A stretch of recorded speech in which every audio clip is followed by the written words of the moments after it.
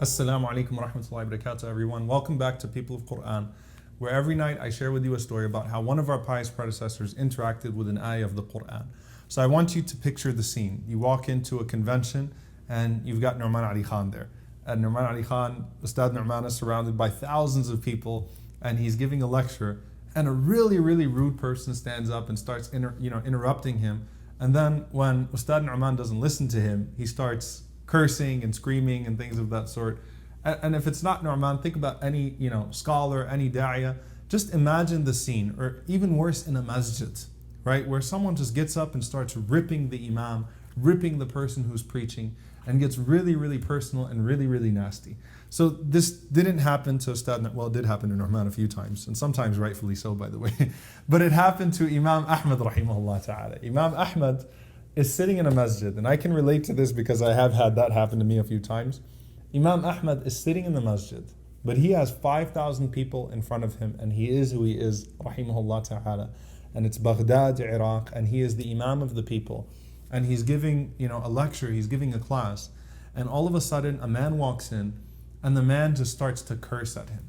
And Imam Ahmad rahimahullah ta'ala, not only did he not respond to him, but as the students were about to get up and respond to him, Imam Ahmad rahimahullah, he signaled to them to just stay seated, just keep calm, And he kept teaching basically. He ignored the man. So the man got nastier, he got more vulgar, he got more foul. Okay? And the students are just boiling. Right? How dare you talk to Imam Ahmad rahimahullah that way?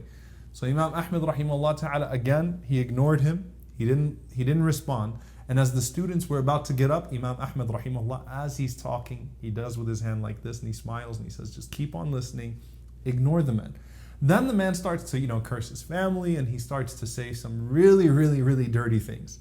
And the students of Imam Ahmad rahimahullah, they couldn't hold themselves. So they really started to grumble and mumble, and they started to get really, really, really antsy. And so one of them stands up and then he sits back down.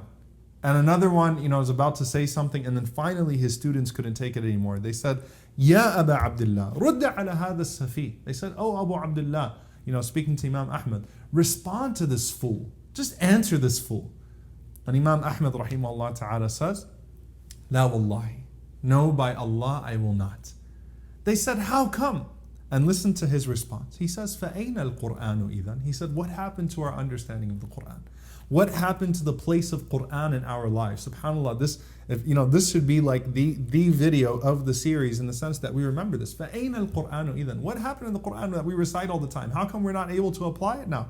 They said, what do you mean? He says, doesn't Allah say in Surah Furqan, verse 63, وَعِبَادُ الرَّحْمَنِ الَّذِينَ يَمْشُونَ عَلَى الْأَرْضِ هَوْنًا وَإِذَا خَاطَبَهُمُ الْجَاهِلُونَ قَالُوا سَلَامًا? Doesn't Allah say, describing the servants of the Most Merciful, that they tread the earth lightly, and when ignorant people confront them, then they simply say salam, they simply respond with peace? SubhanAllah. So Imam Ahmad rahimahullah ta'ala, he's saying to them, what happened to all the times that we've went over those ayat? How come those ayat don't come into perspective, or they don't come onto our radar in times like that? And so Imam Ahmad rahimahullah, he told the students to sit back down. And when the man heard Imam Ahmad rahimahullah ta'ala say that, I'm not going to respond, instead I'm going to say salam, we'll just respond with peace, because this person clearly is not interested in having a discussion. He's here to get you to stoop to his level. And Imam Ahmad rahimahullah responded with that grace. And that's why Allah calls them the servants of the Most Merciful. Obviously, it's a beautiful description that spans throughout this surah, but that's the first way that Allah describes the servants of the Most Merciful. That they walk the earth lightly. They don't take themselves too seriously. They don't walk with pride. And you're bound to confront people that are going to be ignorant, that are going to want to pick a fight with you. And that's really where Qur'an has to come into play. That's really where the Qur'an has to become part of your life, and you have to rise to become one of the people of Qur'an. And say, you know what? Assalamu alaikum akhi. I'm not interested in fighting. I apologize if I said something that upsets you. Jazakallah khair.